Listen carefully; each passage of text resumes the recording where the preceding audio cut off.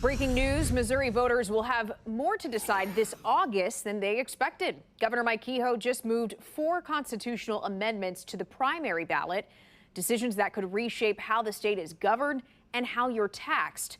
Missouri Capitol reporter Hannah Falcon reports. This August, Missourians will decide on several questions that will determine the future of this document. This is the Missouri Constitution, which governs the whole state. And Governor Mike Kehoe did not randomly decide which questions to move to the primary election. This is a transformational moment for our state. Of the 4 constitutional amendments Kehoe moved to the August ballot, 2 in particular are facing strong opposition. These amendments are a total power grab. Amendment 4 asks voters if it should require a majority approval in all 8 of Missouri's congressional districts to pass an amendment, rather than just a simple majority. So Amendment 4 would effectively kill our initiative petition process that our citizens have to make laws directly.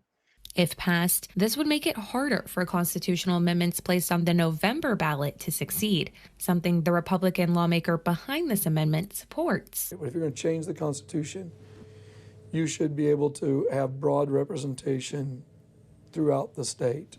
Amendment 5 is Kehoe's tax plan. If voters approve the plan, lawmakers can raise sales taxes or introduce new ones to replace the state income tax. We're asking voters, do you want to move to a different tax system where they get to keep all of the income that they make? We call it the everything tax. It would allow lawmakers to just ignore existing constitutional protections that protect taxpayers and raise new sales taxes and add new sales taxes on services.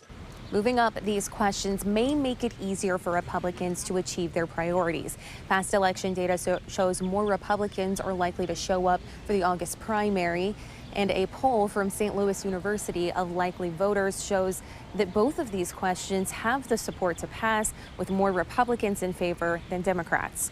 Reporting in Jefferson City, I'm Hannah Falcon.